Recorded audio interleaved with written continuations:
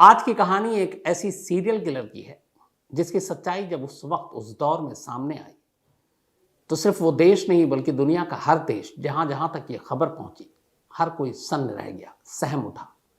ये सोचकर कि कोई इंसान ऐसा भी कर सकता है, खासतौर पर एक महिला। क्योंकि महिलाओं के बारे में हम सब की राय यही है कि वो बहुत संवेदनशील होती हैं, जज्बात उनमें मर्दों के मुकाबले ज़्यादा होता है, ममता ज़्यादा होती है। और एक महिला जो खुद माँ है, क्या वो ऐसा कर सकती है? और फिर आगे चलकर उस महिला के साथ क्या होता है। 4 अप्रैल 1896, 4 अप्रैल 1896 की तारीख थी। लंदन में बहुत ही मशहूर थेम्स नदी है। इस नदी में उस दौर में बहुत सारे लोग, बहुत सारे मछुआरे मछली पकड़ने जाया करते थे। ऐसी एक मछुआरा 4 अप्रैल 1896 को थेम्स नदी में मछली पकड़ रहा था। जाल उसने बिछा रखा था। अचानक उसे एहसास हुआ कि जाल में कोई चीज़ आकर फंसी है। उसे लगा कि मछली ही होगी और क्या होगा, लेकिन जब उसने जाल बाहर निकाला तो हैरान था। उस जाल के अंदर एक पैकेट फंसा हुआ था और वो पूरा पैकेट एक टेप से बंधा हुआ था। उसने बड़ी जिज्ञासावश उससे पैकेट को बाहर निकाला। किनारे जाकर उसने टेप हटाया, पैकेट को खोला। जैसे ही पैकेट खोला उसकी चीखें निकल गई। मुश्किल से 1 साल भर की किसी बच्ची की लाश थी उस पैकेट के अंदर, और लाश भी बड़ी अजीब तरीके से थी। उस लाश को पहले तो टेप के साथ पैक किया गया। उसके गले पर टेप इस तरीके से बंधा हुआ था कि, और जितनी टाइट कि वो आराम से 1 साल की भी बच्ची नहीं होगी कि वो कुछ समझ पाए और फिर वो उस टेप को हटाए, उससे आज़ाद हो और सांसें ले सके। तो उसके गले में टेप, नाक के ऊपर टेप, मतलब सांस लेने का कोई जरिया छोड़ा ही नहीं। अब जब वो देखा दंग रह गया। उसने फौरन पुलिस को खबर दी कि ये मामला, जिस तरीके से पैकेट मिला था वो हादसा नहीं था कि कोई बच्ची यूं नदी में डूब कर मर गई, बल्कि जिस तरीके से उस पैकेट को बनाया गया, उसे पैक किया गया और उसके अंदर एक लाश रखी गई, वो साफ साफ इशारा कर रही थी कि मामला कत्ल का है। मछुआरा ने पुलिस को इतला दी। पुलिस मौके पर पहुंची। पुलिस ने उस लाश को अपने कब्जे में लिया, उस पैकेट को अपने कब्जे में लिया। अब पुलिस तलाश कर रही है कि इस लाश के साथ कोई सुराग मिले। ऊपरी नज़र में कोई ऐसा सुराग या कोई ऐसी चीज़ दिखाई नहीं दी। थोड़ी देर के बाद अब पुलिस ने सारे टेप को हटाना शुरू किया।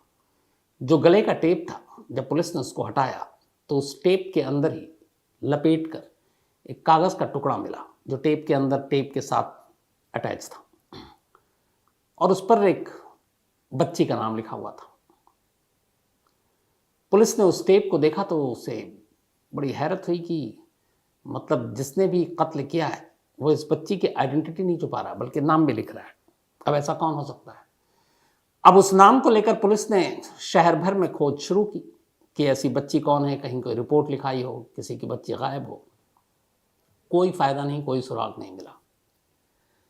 इसी दौरान अब पुलिस इसकी तफ्तीश करती रही। अब वो जिस तरीके से बच्ची थी, पुलिस ने उस खास तौर पर ऐसे बहुत सारे जो चिल्ड्रन होम होते हैं उनसे भी कांटेक्ट किया, लेकिन कोई फ़ायदा नहीं हुआ। लेकिन अब बच्ची की लाश मिली थी। पुलिस ने कहा कि इस थेम्स नदी में शायद कुछ और, या थेम्स नदी में कुछ और सुराग मिले। अब पुलिस की टीम का सारा जोर उसी थेम्स नदी पर था। पुलिस ने बहुत सारे मछुआरे, अपने डाइवर, इन सबको लगाया और थेम्स नदी की अब एक तरह से बहुत बड़ा एक सर्च ऑपरेशन शुरू किया। जब सर्च ऑपरेशन शुरू किया तो लाशें निकलनी शुरू हो गई, कहीं आगे, कहीं पीछे, कहीं किनारे में फंसी हुई, कहीं नीचे फंसा हुआ। एक एक कर कई दिन लग गए और पुलिस को करीब 50 बच्चों की लाशें थेम्स नदी के अंदर से मिली। और ये सारे वो बच्चे थे जिनकी उम्र मुश्किल से साल भर के अंदर की थी। कुछ 6 महीने, कुछ 9 महीने, कुछ 12 महीने के करीब। और सबसे हैरत की बात थी कि हर लाश का पैकेट एक जैसा था। सभी लाश के पैकेट को टेप से बांधा गया। हर बच्चे की लाश के गर्दन पर टेप, हर बच्चे की लाश पर के नाक पर टेप, और उन टेप के अंदर उसी तरीके से हर बच्चे का नाम। अब जब ये चीज़ें सारी पुलिस ने देखी तो लगा कि ये किसी एक का काम है और किसी सीरियल किलर का काम है। लेकिन कोई सीरियल किलर सिर्फ बच्चों को क्यों निशाना बना रहा है? वो भी इतने छोटे बच्चों को, और उन्हें मार रहा और उनके नाम भी लिख रहा है। और इस टेप से बांधने का मतलब क्या है? जिस तरह का ये टेप था, ये मेडिकल पेशे में यूज हुआ करता था, लेकिन और कोई सुराग अता पता कुछ मिल नहीं रहा है। अब पुलिस ने कहा कि मेडिकल पेशे से जुड़ा हुआ ये टेप जो है ज़्यादातर लोग नर्स और बाकी सब नर्सिंग स्टाफ यूज़ करते हैं, तो एक एक करके तमाम टटोलना शुरू किया गया। फिर ये शुरू हुआ कि कहीं से शायद किसी चिल्ड्रन होम या कहीं और से ऐसी कोई जानकारी मिले, लेकिन कोई सुराग नहीं। इधर 50 लाशें मिल चुकी थी। 50 लाशों के बाद अब पुलिस को लगा कि ये मामला बड़ा है, थेम्स नदी बहुत बड़ी, और जिस तरीके से लाशें मिल रही थी ऐसा लग रहा था लाशों की तादाद और हो सकती है, तो बहुत दूर तक सर्च किया गया। दूर में भी कई लाशें मिली। अब सारी चीज़ें पुलिस के सामने थी। लाशों का अंबार था, बच्चों की लाशें थी। अब पुलिस के समझ नहीं आ रहा था कि ये कोई क्यों बच्चों को इस तरह से शहर में मारता फिर रहा है और उन्हें इस तरह से नदी में फेंक रहा है। पर एक चीज़ क्लियर थी, और वो ये कि ये काम किसी सीरियल किलर का था। लेकिन कौन हो सकता है? सबूत कुछ नहीं, सुराग कोई नहीं, लाशों का अंबार। इसी दौरान में ढूंढते ढूंढते, और चूंकि एक टेप मिल रहा था जो जिस तरीके से बच्चों की लाशों को उसमें लपेट कर और बांध कर और गले में टाइट करके उसको बांधा गया था, तो पुलिस को ये डाउट था कि ये किसी मेडिकल के पेशे से जुड़े हुए लोग हो सकते हैं। अब पुलिस ने पुराने केस खंगालने शुरू किए। खंगालते खंगालते अचानक पुलिस की नज़र एक केस पर पड़ी। अमेलिया डायर नाम की एक महिला जो एक ज़माने में नर्सिंग स्टाफ हुआ करती थी, तो इस केस पे नज़र इसलिए पड़ी कि अमेलिया डायर को 6 महीने की जेल हुई थी एक वक्त में, और उस जेल की वजह भी बच्चों की मौत थी। अब पुलिस को लगा कि अमेलिया डायर को ढूंढना चाहिए। पुलिस की टीम लग गई अमेलिया डायर का, लेकिन इधर कई सालों से कोई सुराग नहीं था। ढूंढते ढूंढते आखिर मुखबिर के जरिए एक एड्रेस पुलिस के हाथ लगता है कि अमेलिया डायर यहाँ मिल सकती है। अब पुलिस उस बताए हुए पते पर उस घर में दाखिल होती है। जब पुलिस घर में दाखिल होती है तो पुलिस की आंखें खुली की खुली रह जाती। अंदर सैकड़ों बच्चों के कपड़े पड़े हुए थे।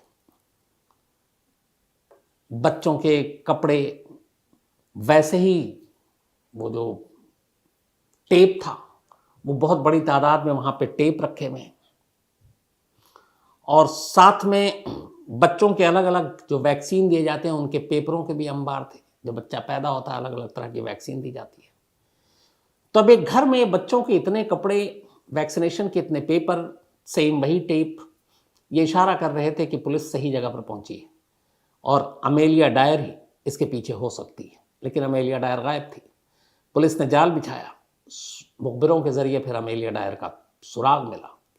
अमेलिया डायर को पुलिस ने गिरफ्तार किया और उससे पूछताछ शुरू हुई।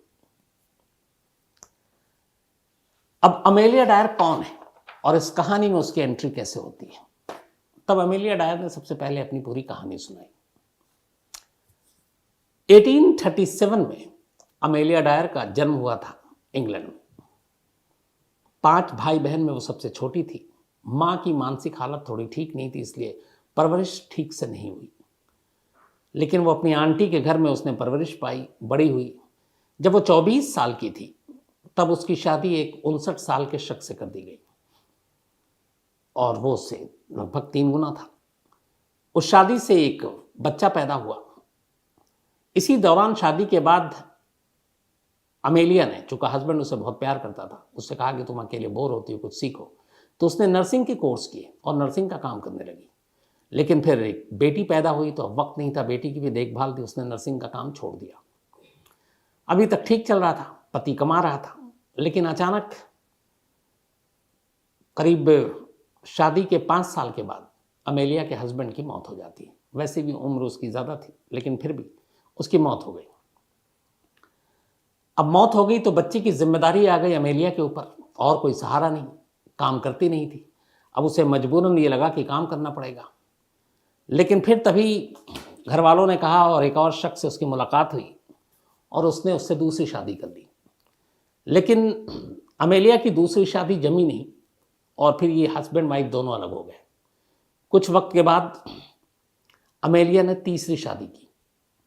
तीसरी शादी भी जमी नहीं, लेकिन उससे पहले 2 बच्चे और पैदा हो गए। तो अमेलिया के कुल 3 बच्चे थे, पहले पति से 1 और तीसरे पति से 2। अब तीसरा पति भी है, उसके साथ बना नहीं, डिवोर्स हो गया, दोनों अलग हो गए। अब जब अलग हो गए तो अमेलिया के ऊपर अब 3 बच्चों के भरण पोषण की जिम्मेदारी आ गई। उसने कहा अब क्या करे। उसने कुछ दिन तक नर्सिंग की नौकरी फिर से ज्वाइन की और उसे लगा कि अब इससे घर जो है वो ठीक ठाक चलने लगेगा। नर्सिंग के दौरान ही उसे एक चीज पता ये चला कि उस वक्त इंग्लैंड में एक कल्चर था, आज भी इसको अलग नाम से पूरी दुनिया में यह है, बेबी फार्मिंग। एक फार्मिंग होती है, अलग अलग खेती बाड़ी या बहुत सारी चीजें, यहां बेबी फार्मिंग एक कल्चर हुआ करता था। बेबी फार्मिंग ये था कि इस दुनिया में बहुत से ऐसे लोग हैं जिन्हें औलाद नहीं चाहिए, लेकिन औलाद हो गई। अब वो उसे पालना पोसना नहीं चाहते, उन्हें लगता है कि ये एक तरह का बोझ है। बहुत सारे ऐसे लोग होते हैं जिनकी कानूनी औलाद नहीं है, एक लड़का लड़की में प्यार हुआ, बच्चा हो गया, अब वो कैसे समाज के सामने लाए। तो उसके लिए बहुत सारी संस्थाएं थी जो बेबी फार्मिंग किया करती थी। मतलब उनका मकसद ये था, कैसे लोग जो अपने बच्चों को पालना नहीं चाहते हैं वो यहाँ लाकर बेबी फार्मिंग सेंटर में दे दे और बदले में वो उन्हें पैसे देंगे उसके पालन पोषण के लिए।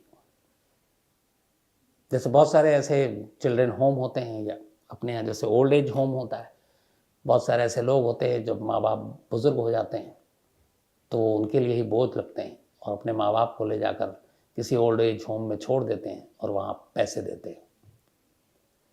तो ऐसे ही ये बच्चों के लिए था बेबी फार्मिंग। अब बेबी फार्मिंग 2 तरह का था, एक टेम्पररी और एक परमानेंट। टेम्पररी मतलब ये कि किसी का बच्चा हुआ और उसे अभी लगता है कि मेरे पास बहुत सारी चीज़ें नहीं हैं, ट्रैवल करना है, हस्बैंड वाइफ दोनों काम कर रहे हैं, तो उन्होंने बेबी फार्मिंग सेंटर में ले जाकर बच्चे को दे दिया और कहा कि आप 3 महीना 6 महीना 1 साल इसको रखिए, उसके बाद हम अपने बच्चे को वापस ले जाएंगे। और उसके बदले में उनके खाने पीने, उनके देखभाल के लिए पैसे अच्छे खासे दिए जाते थे। तो अमेलिया को भी बेबी फार्मिंग के बारे में पता चला। उसने कहा ये ठीक है, मेरे भी 3 बच्चे हैं, बाकी बच्चे रखेंगे, उनके ज़रिए पैसे मिलेंगे उनके पेरेंट्स से, तो अपना घर भी चलेगा। अब उसने एक बेबी फार्मिंग खोल लिया। जब बेबी फार्मिंग खोला तो बहुत सारे लोग आए और अपने जो बच्चे पैदा होते वो हवाले कर देते, 2 महीना 3 महीना 4 महीना 6 महीने के बच्चे, 8 महीने के बच्चे। टेम्पररी था ये, शर्त ये थी कि 6 महीना 9 महीना 1 साल में वापस ले जाएंगे। अब अमेलिया ने उन बच्चों को बेबी फार्मिंग में पालना पोसना शुरू किया, बदले में उसे अच्छे खासे पैसे मिल रहे थे, हर बच्चे के माँ बाप दे रहे थे। शुरुआत में तो उसने सब कुछ ठीक किया, अपने 3 बच्चों के साथ बाकी बच्चों को भी पालना शुरू किया, लेकिन धीरे धीरे फिर उसके मन में लालच आ गई।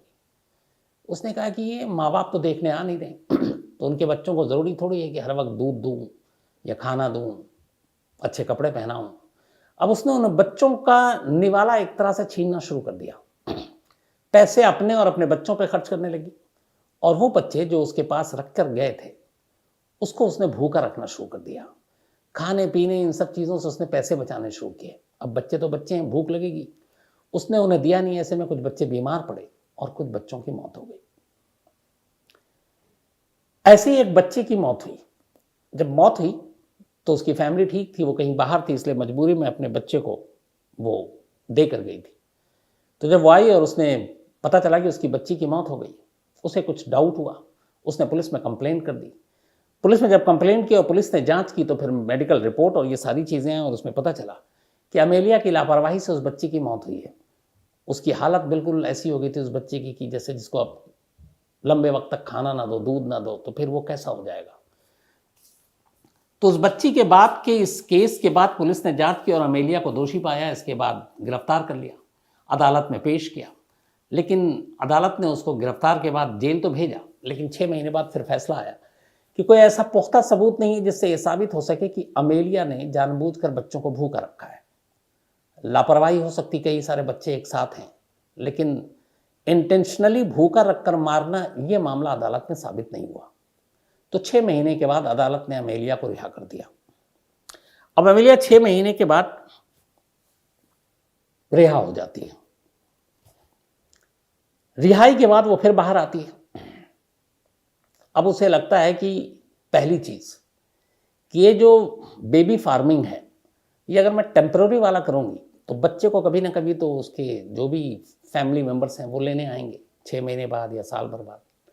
तो एक दूसरा था वहाँ पर, एक परमानेंट बेबी फार्मिंग, मतलब एक बार लाकर बेबी सेंटर में, उस बेबी फार्मिंग सेंटर में अपने बच्चे को कोई दे जाए तो इस शर्त के साथ कि अब हमें इसे कभी नहीं लेंगे वापस, आप चाहो तो इसको रखो, पालो पोसो यहाँ, और या फिर आप किसी ज़रूरतमंद को जिनकी औलाद नहीं उनको आप गोद दे दो। तो इसमें एक चीज़ सही थी अमेलिया के लिए, वो ये कि एक बार अगर उसने परमानेंट बेबी फार्मिंग के तौर पर बच्चे को लिया तो फिर दोबारा उसके पेरेंट्स कभी इधर आएंगे नहीं, ना देखेंगे कि उनके साथ क्या हुआ, और वो बता सकती है कि किसी भी ज़रूरतमंद को गोद दे दिया। और उसमें एक रूल भी होता है कि आप बताएंगे नहीं किसने गोद लिया, किसको दिया, तो उसका काम आसान हो जाएगा और उसकी फीस भी मोटी थी। अमेलिया ने कहा ये ठीक है, लेकिन अब इधर वो गिरफ्तार हो चुकी थी, एक बच्ची की मौत हुई है और उसकी जिम्मेदारी उस पर आई, तो उसने कहा कि अब वो अमेलिया डायर के नाम पर तो ये काम नहीं कर सकती। इसके बाद उसने अपना नाम बदलना शुरू किया, नाम बदल बदल कर उसने उस वक्त अखबारों में ऐड दिया और उसने कहा कि हम बेबी फार्मिंग परमानेंट सेंटर चला रहे हैं।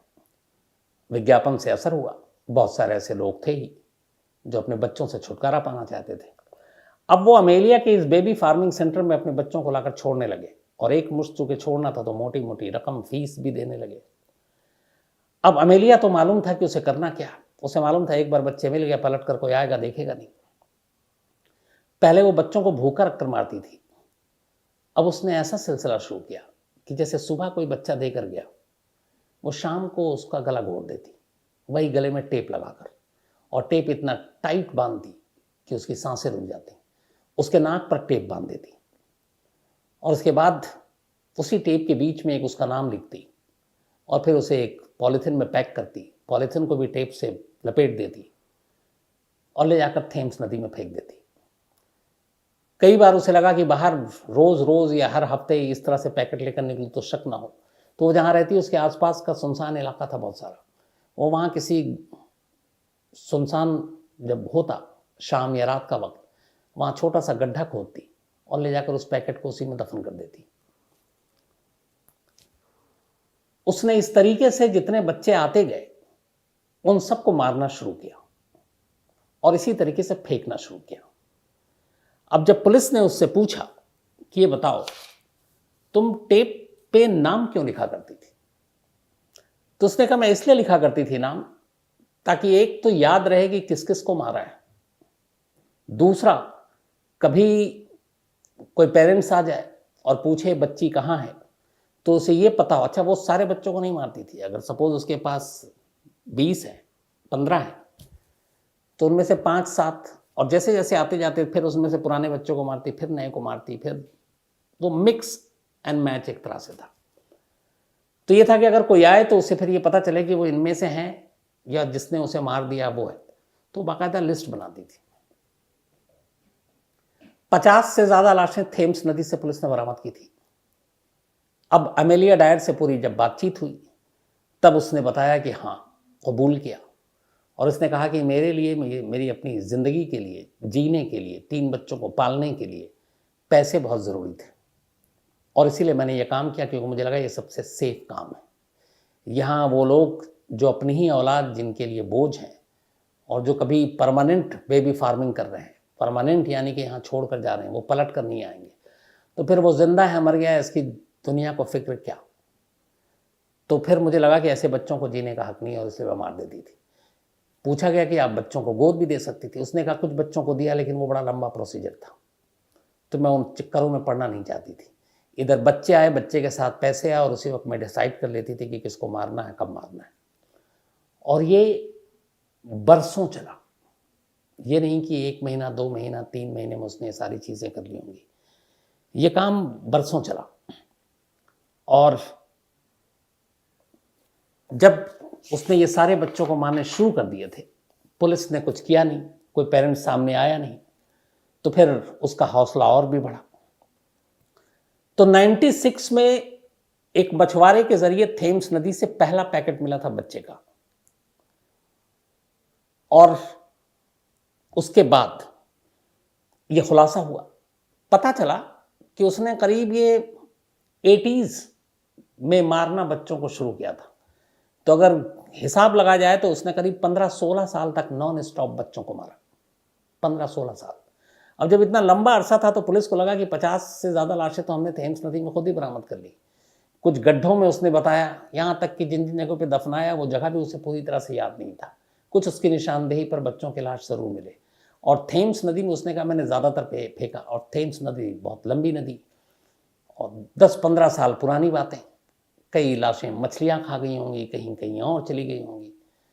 तो पूरी लाशें तो मिली नहीं, लेकिन खुद अमेलिया ने ये बताया पुलिस को कि मेरी याददाश्त के हिसाब से मैंने अब तक करीब 400 बच्चों को तो मारा ही होगा, 400 चिल्ड्रन। जब ये बात हुई और अदालत के सामने उसने एक्सेप्ट किया, तो फिर अदालत के पास भी और कोई चारा नहीं था, उसे सजाए मौत दी गई। 10 जून 1896, 10 जून 1896 को अमेलिया डायर को फांसी पर लटका दिया गया।